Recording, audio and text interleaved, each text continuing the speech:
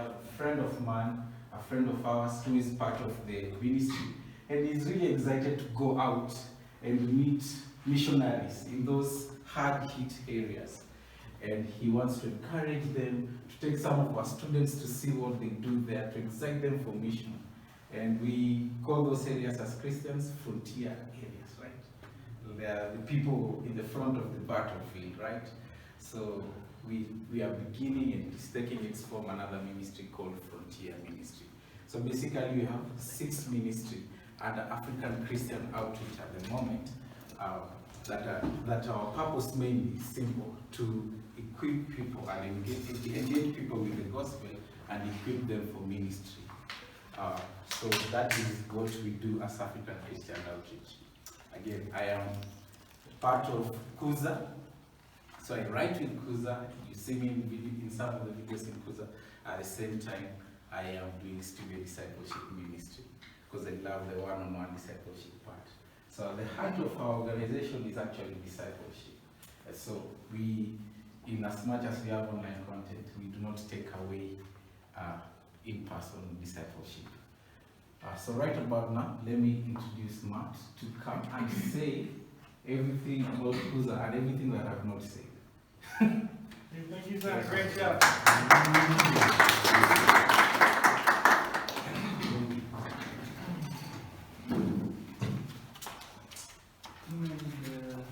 Move this. There's only one Mzungu, and the rest is everybody else, right? Our other Kenyan team. So, Saddam mentioned a little bit about our history. Again, just want to reiterate, the ministry when I originally came to Kenya almost 15 years ago was called 412, and our goal was to equip churches to reach youth, right? And so, by God's grace, we saw a lot of fruit and a lot of success with that. We taught a lot of conferences, we taught in Bible colleges and seminaries, just teaching youth ministry to senior pastors, mostly in upcountry areas. And over time, after they got like a weekly youth ministry going, they would come back to us and say, we need some help on what to teach our young people. And so there was various things that were responded to that, but Kuza was one of those things. Originally, we started writing devotional books, but the books become expensive to print. The books are expensive to transport, and then by the time you put a book in a young person's hand, they'll probably lose it. But one thing that they will never lose: follow Jesus Christ, the King of your life, in faith from this day forward. And then you can click again on the green button, and then what it does is it brings you down here, and it has you put your name, your email, and your phone number. So that way then, when people receive Christ, we will follow up with them. We'll call them on the phone. Justice in particular does that often, right? Pastor Justo, right? Calls them.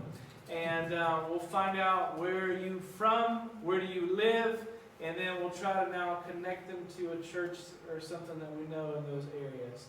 One interesting story is there was a young lady from northern Uganda who actually stumbled across Kuza's website, watched the video, received Christ, typed into her information, and we were like, hey, she's far from anything. We have some staff from our African Christian Outreach Mission who's in Kampala. So we called her and said, please contact this lady. So she called her, and of course they're like a 6-hour drive apart. But she calls her on the phone, talks to her. They ended up having a WhatsApp video call conversation together and shared with each other and talked. And what they've ended up doing is now our staff named Edna runs a weekly Bible study with this young lady and about 4 or 5 of her friends. So she's actually now led other people to Christ and other people to come to this Bible study, and it's been exciting to see that sort of growth happen. There's other stories I could tell you, but those are just some things of how we thank God for some of this multiplication efforts that are here. Scroll down a little more, Kobe.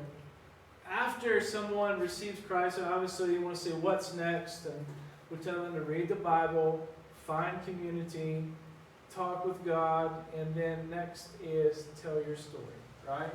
So there's just some simple ways. Another thing too is we also, on the phone, our phone app, we have a devotional series that is called, give me a second, that's called Foundations. Foundations is the foundations for, your new faith in Christ, and you click on it, you open it up, there's 30 days of curriculum that is on here to help someone grow in their faith, right? And so all this curriculum is written by us that's in here, so we just to try to put it in a local context as much as possible, right? So that's the evangelism part. One thing too is up here you'll notice it says language. Click on that, and we've got 6 different languages. It's English, Arabic, or some people say Arabic, right? And then Egyptian Arabic, French, Portuguese, and Swahili, right? So click on the Swahili real quick, Colvin. It'll take them in here, and the whole video changes. There it goes. And so you can even see like the buttons change language, like endelea kutazama, right? At the top you can see jibu, shariki, soma, tazama, things like that. So even the language inside the video is Swahili itself. Play it real quick, they can hear it.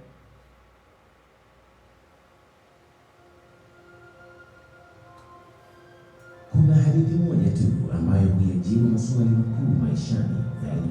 So you can see even that video changes, so it all is different, right? So that's a little bit about the evangelism piece that's there. Now we go back to the main homepage. The homepage, as you click on it, there's a little video real quick up here that we have. This is actually drone footage of downtown Nairobi, right? For those of us who are here, that we consciously put this drone footage in there because as young people come on this web page, we want them to feel like this is something local, right? Kitu kienyeji, right? We don't want something like kutoka mambo lakini ni kwetu, right? So that's our goal that we want with this particular drone footage. Keep going. And to know that losing someone you love and feeling the way you feel, especially in times of grief, is valid. And God has given you that feeling to feel bad and to feel pain whenever we lose someone, so that we can really mourn them. And grief is an expression of love, especially towards those whom we've lost. So I want you to know that I can't say surely I understand how you feel, but I know it is a painful thing, and I know it is something worth it and valuable even before the eyes of the Lord. Yeah, so more graphics. That's good. So anyway, so this is another video. There's a lot more. This one it takes a little bit of time to get into. There's a lot of graphics that pop up, scripture verses that pop up. Another one here we've done is called "An Anger Is It a Sin?" You want to play that one? Go ahead, play it. This is one that I'm talking about it.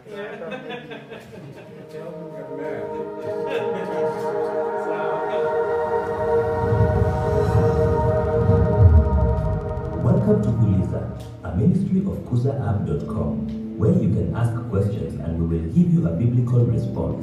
Now let's hear today's question. I feel angry about everything. How can I be a nicer person? I'm going to answer this in 3 different ways. Number 1 is that anger is not always a sin. Number 2, we're going to ask, when is anger a sin? And then number 3, how do you become a nicer person? Well, first of all, let's go to the first point. Anger is not always a sin. We can see in Ephesians chapter 4, verse 26, it says, be angry and do not sin. Don't let the sun go down on your anger. So there's a separation here of being angry and do not sin. So it's possible to be angry and yet not sin. So that's a little bit, just so you can see some of the moving graphics and things that we do here. These videos also do very well on Kuza. So that's pretty much the ministry that we have. Everything that's on the website is also on the app. Okay? So it's all there. It just looks a little bit different. by God's grace, we're reaching roughly 80,000 people a week through this ministry. Through the radio portion, as we post the podcasts on the radio stations, that's a very, very high number. The radio stations, most of them reach 1 to 1.5 million people a day, and we're an A program on those particular stations. So we have an opportunity to really reach a lot of different people through that. The TV stations also reach a lot of people. Another thing we do is the blogs. We do various posts on social media. We've partnered with Kenyan Christian musicians because they have a very large following on social media. So we'll basically send them posts for like Instagram or Facebook or whatever, and we've made a partnership with them where they will post it and draw people back to our website. So those Kenya Christian musicians, they have around 5 million total combined followers between all of them. And so that really helps draw a lot of people to us also. So that's a little bit about Kuza. Does anybody have any questions? Any questions for us? How do you direct, once you get the response that I'm saved, looking for church? So how do you recommend the church? How do you partner with the pastors that you are hoping to direct those who are saved? I'll let Justice answer that question. Okay, so depending with where people live, there are those churches that we know they are good churches, Bible believing. We also want to know whether they are parents where they go to church. Yes, and the churches that are close to them. So at least there are those churches that we know they are Bible believing and they have good doctrine. So we usually recommend them. Or if whenever their parents attend the church, again, because we are aware of the environment, and so we will recommend, of course, a good Bible believing church.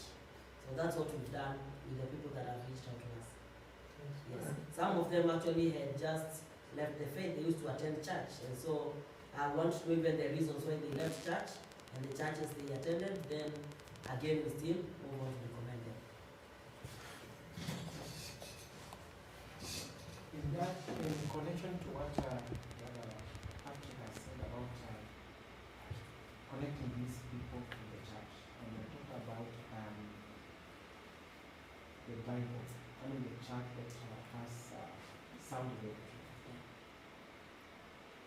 It's a bit technical, because maybe somebody is coming from rural areas or in the village, and have not studied the area, the churches that are within that particular area.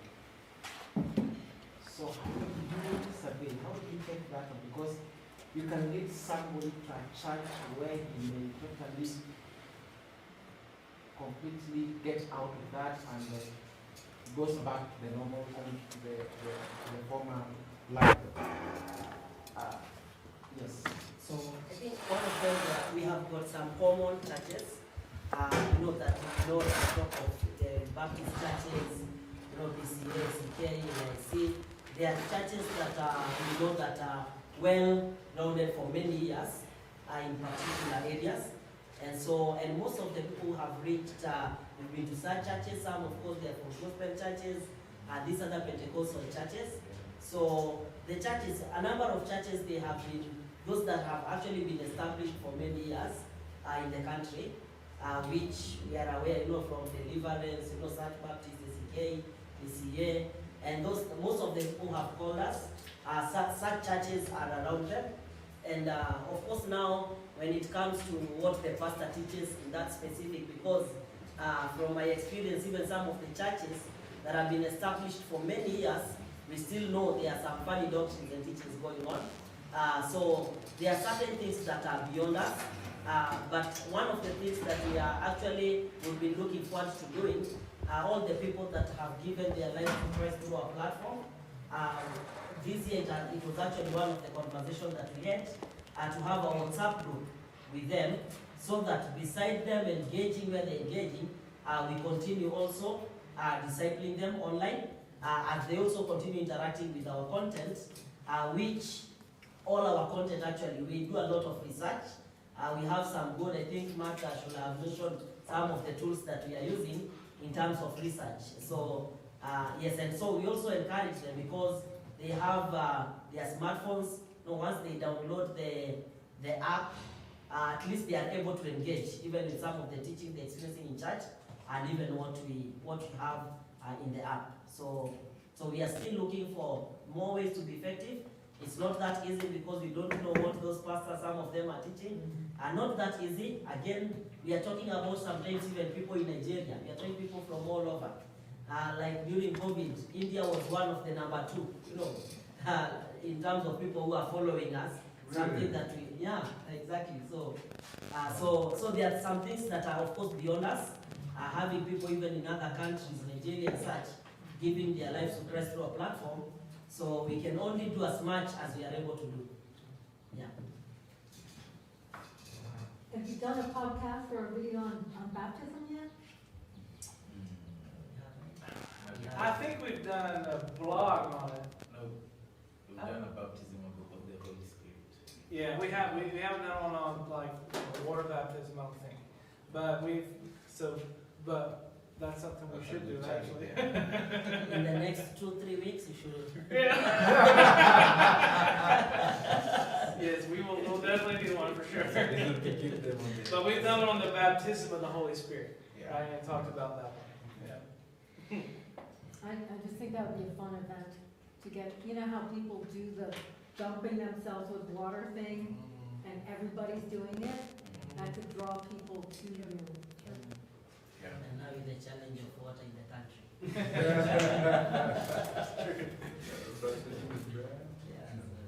Any other questions? Yes, I think I have just 2 areas that I would like to get some clarity. While you are mentioning the scopes under the Africans, Christian outreach, evangelism,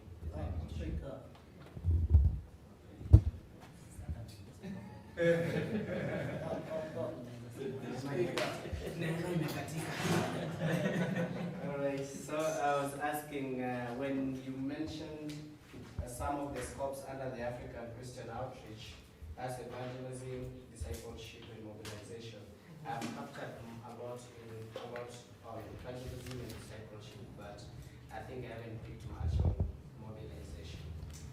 Great, thank you for that.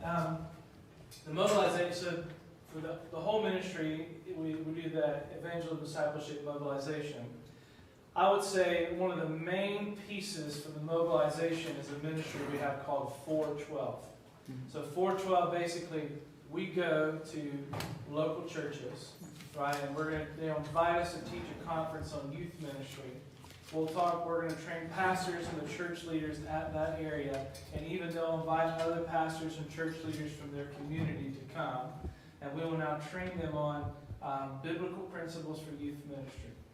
And so we basically were training and equipping them now to start youth ministry. In a sense, we're mobilizing them now to start youth ministries. So that's where the main piece of the mobilization comes in. We would say also, too, through our student discipleship ministry, which is Saddam's a part of, as we go in on college campuses, they're knocking on dorm room doors, sharing the gospel with students. They'll invite them now, for those who are saved, to a Bible study or discipleship group, do one-on-one discipleship. And then, of course, there's always the challenge. We challenge them to now come with me to evangelize. Why don't you go and disciple this person? And then now, when you graduate from university, we want to challenge you to go start a Bible study in your place of work or with your neighbors or something. So there's a lighter sense of mobilization with student discipleship. Thank you. Mm-hmm. Yeah. Yeah, feel free. Yeah. All right, thank you so much. I think now that's quite clear because I was finding mobilization to be quite relative based on the scopes and the objectives I have picked it. And thank you so much. Something else I wanted to ask now, if we are like-minded organizations that desires to partner with you because we see a platform that we think can enlarge and broaden the impact. And so my question is, organizations that have more to do beyond evangelism and discipleship and mobilization, like probably health awareness stuff, OVC programs and such? Is there a possibility or to offer them platforms to reach out to people like this, or you just wanna retain within the scopes? The way that we traditionally partner with other organizations is there's a couple ways. One is like one organization is called Tenari Trust, right? We also work with Kenya Youth for Christ. We also work with the Ridgeways Baptist Church Youth Ministry, Kubamba Ministry too. So through all of them, we partner with them. So one of the ways that we do that is, for example, is let's say that they're having a big event, right? Let's say it's a concert. A lot of people come to the concert, and then at some point someone will share the gospel, people will respond, by lifting their hands or whatever, and now those people are from all over the place, right? Right. And so realistically it's very difficult for that ministry, like say Kubamba, to follow up with all these young people who've responded to the gospel. And so what they'll do is they'll say, okay, if you've received Christ today, we want to encourage you to download the Kuza app and start reading the Foundation's devotion. And then therefore, they've at least left them with something. We personally believe the best form of discipleship is going to be one-on-one, right? Plug it into a local church, right? But sometimes that doesn't practically always happen. So kind of a halfway step to that is going to be Kuza app, right? And so now, another way that we partner with other organizations would be in the sense that they can use, basically Kuza's their discipleship arm, right? Another way that organizations partner with us is they will give us access to their social media. And so what they'll do is, there's a lot of organizations that do, Tenari Trust, for example, great face-to-face ministry, right? But they have very little online presence. So they'll say, you guys basically just post whatever you want on our social media pages. And then they want us to now, if people ask questions based on stuff that we've written over there, we now actively go in and answer those questions in various forums and stuff, like on comments or whatever that people make on Facebook or Instagram. So those are just a few ways that we partner. Have I missed anything? Good. Okay, good. Does that help answer your question? So with you guys, but I'm coming to you. With you guys, as I know y'all do, Blessed Link is evangelism is a big piece, right? So if you ever need some help with discipleship, you can say, download the Kuza app, read the Foundation's devotion. So, yeah, or just go to our website in general. Yes, please. Okay. After referring the person to the church, how would you know that the pastor or the church, they are still doing follow-up to that person? So that's what we are trying to do through forming a WhatsApp group, so that we can continue engaging those individuals. Of course, as they continue to fellowship in a church, which we are doing much of the work in terms of that follow-up, because we still have their contacts. We are not able to engage. The challenge is we may engage maybe effectively, quite a little bit effectively with those around the country, but no, it's not only Kenya. You're talking about Africa now. Yeah. So that will be quite a task if we are to really reach out, to all, the churches and such. So it will be quite a task. But so one of the ways, of course, to deal with this, that's what we are working out, to have a WhatsApp group that we can continue to engage with them. That following up, talking about the entire Africa, and not only Africa, it's only written Africa, but as we've had, US is always number 2 in terms of the people who are following us. Now we have, by the way, Zambia. Zambia is number 3. Yeah. I think you forgot to mention that. That would be important. That's our third most. Zambia. Now you have a contact. Now you have a contact person. Yes, so that becomes quite a challenge, but we are just working out something on how to keep following up with these individuals. Yes.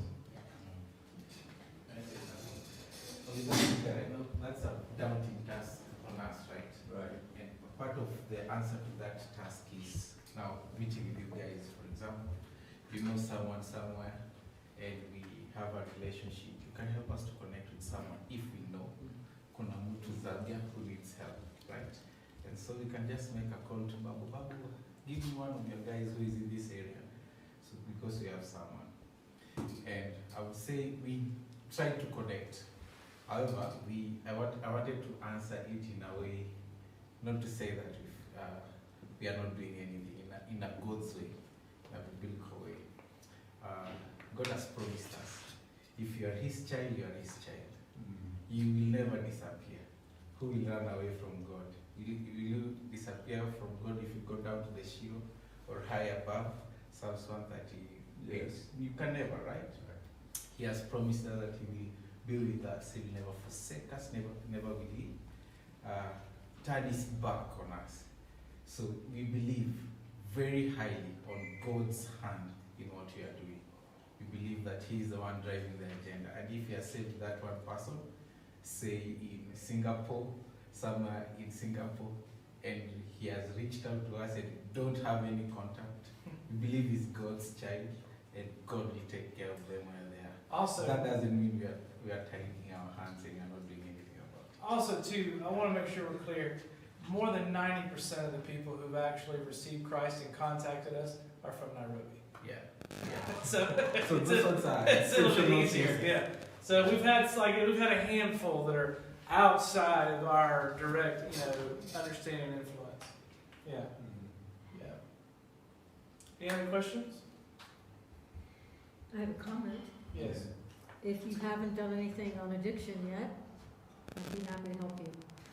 We actually have. We've done something called Live Free.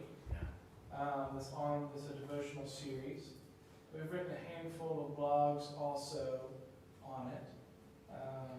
But yes. So, Good, yeah. good. I'll be looking for it. Great. So it's on the devotional series. Do you have a question? Yeah, and those who cannot reach you through media, how can you help them? Right now, to be sincere, the best that we can do for people who don't have like a smartphone, or a kabambe, things like that, right? But what we usually do is we would offer organizations our material in the sense of we got devotional series, 30 days. We can just give somebody a Word document. They say we're going to print this ourselves. Fine, and you can pass those out to other people and so on and so forth. The print, like for example, recently with another one of our ministries called 412, we print books, right? And they're like A5 books that are about so big. One of those books cost us 60 shillings to print, right? And we do it as cheap as possible. We're going to River Road and every other place you can imagine, right, to find it as cheap as we can get it in Nairobi. But, let's say, because there's some organizations we partner with, like one's called Count Me In. Count Me In now does evangelism on high school campuses. And they're going to see in one term 150 to 200 high schools. Now, if you multiply 150 high schools to 200 high schools out by, let's say, roughly 1,000 students, you're talking 200,000 people, right? And then now you're 200,000 people times 60 shillings. That's a lot of money. That's a whole lot of money, right? And so it's just for us, we would love to do that, we just can't practically do that. Even if you do 200 high schools and you give, let's say 20 books per school, that's still going to be, a lot of money, right? You're bumping up to 500,000 shillings or more just to even do that. So it's just expensive for us to do that at the moment so we reach what we can. But the other thing too, remember, 98% of all Kenyans have access to the internet. More than half of all Kenyans have a smartphone. Yeah. So there's a huge percentage of the population that have direct line access. Kenya uses more internet than any other per capita than any other country in Africa. Nigeria and Kenya compete. So it's not like we don't have the opportunity to reach everybody here. There's a huge percentage that we can. Yeah. I'm not sure what it's like in Zambia. Is the internet usage as prolific as it is here? Or? Yeah, but I think it cannot be compared to what you're explaining here. Yeah. Yes, but also I think we are trying. Yeah. Yeah. Yeah, so Kenya uses a lot internet. Like we even had a phone call recently with some friends in Uganda, and they said a daily bundle for data for them, like for us, it's like 10 shillings, right here for like a daily bundle. There, the cheapest they can get is 30 shillings equivalent. So they're 3 times more than what we pay here. Kenya's really cheap internet. So I'm not sure if Zambia is cheap or not. I think just now things are just changing where you buy data at this amount, but quickly within seconds it's gone.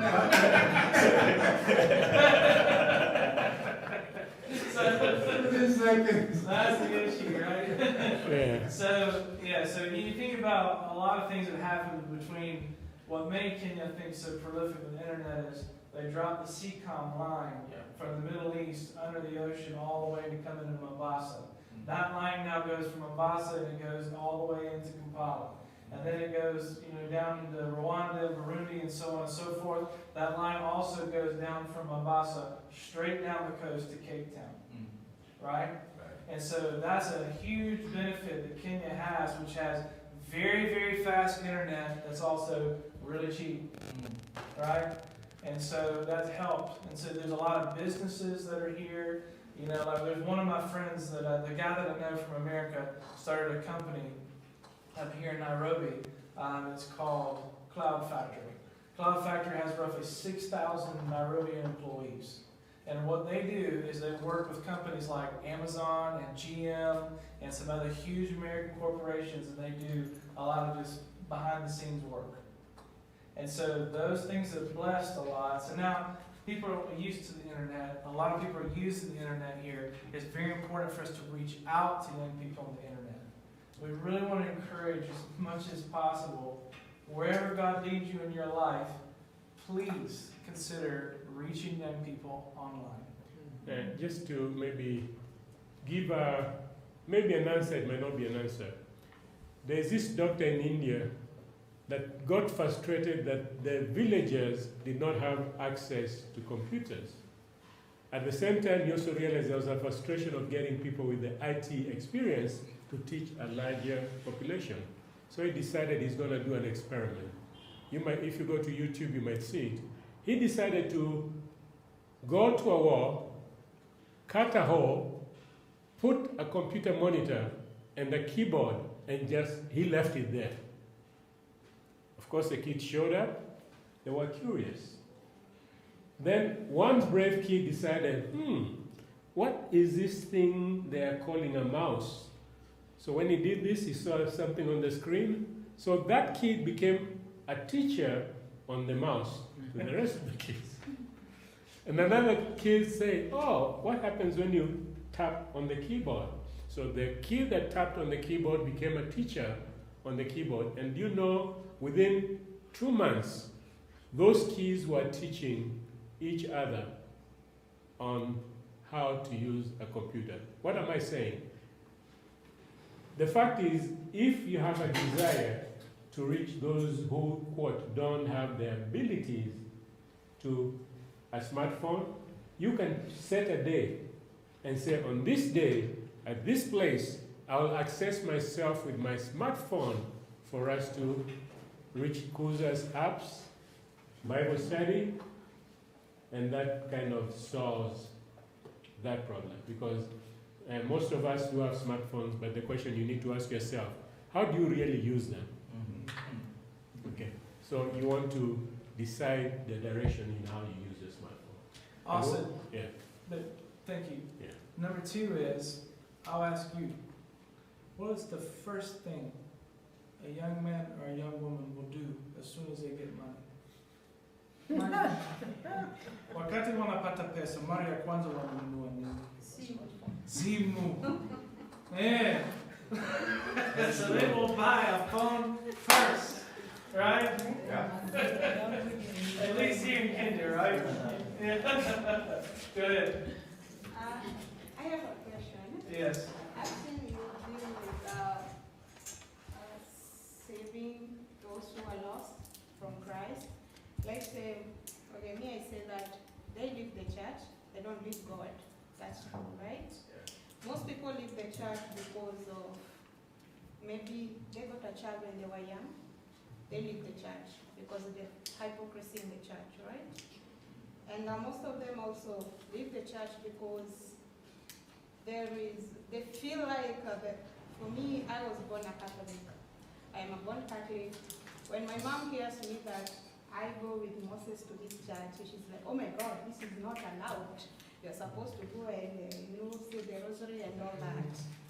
So I think, okay, it's not a question, but I think saving and accepting Christ is a personal decision. It's something that whether you have access to internet, whether you have access to the people that you ask the question and lead you to Christ, I think it's a personal choice and a personal thing. So those people who called you and asked that, how can I be saved? You directed them, right? So to remain in that direction, you gave them to the church. Whether if the church accepts them or not, it's a personal choice to follow Christ. I think so. And my question now is that, do you deal with podcast on the health issues? Health or issues. You only focus on what people broadcast on the social media? When you say health issues, you're talking about spiritual health, physical health? Physical health. No, we don't. Because we're predominantly focused on more biblical, theological, topical things like that. All right. Yeah. Because I would say we're not doctors. Yeah. No,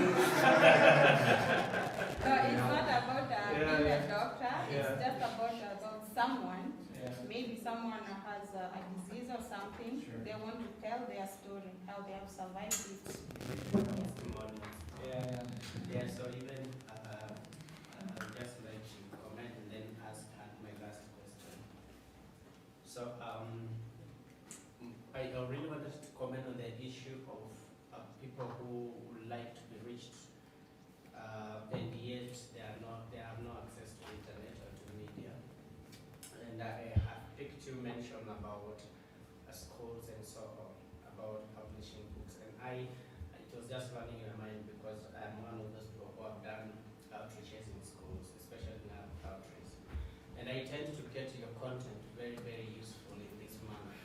Now, these are podcast videos that you can assign to probably a volunteer or whoever that you're partnering with to go and use them in these areas that people cannot access media as a training manual or a training tool. Because visuals are more, people tend to give more focus on visuals than just having a narrative kind of training, yeah. So that was just my contribution and thinking out loud that we can think along that way as well. Because if I have access to your podcast videos and I am going to an outreach mission in a school in Western or Dadaab, wherever, where they can't, most of them do not have. You will also, if you say 98%, 2% also is a large number, right? That we are missing out.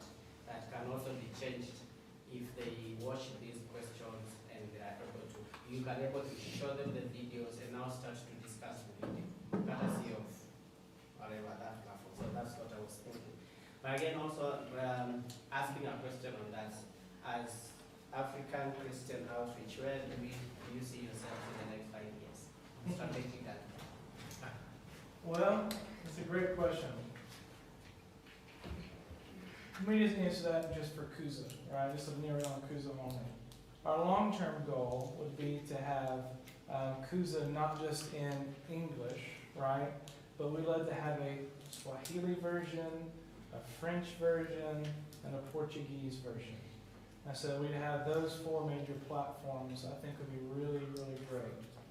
And then, if God desires, and we'd love to have that, like we have such situations to where, let's say we're in even like Uganda, for example, which is an English-speaking, country, and they would read English too. There would be some things like with podcasts and videos that they could use some Luganda a little bit, right? Which I think would be, then you partner with radio stations probably and some TV stations. That would be some things that would be ideal, right? So those are kind of some of my thoughts, things that I would, love to see 5 to 10 years from now. Yes. I think for me, I want to ask just to go through whatever. I'm more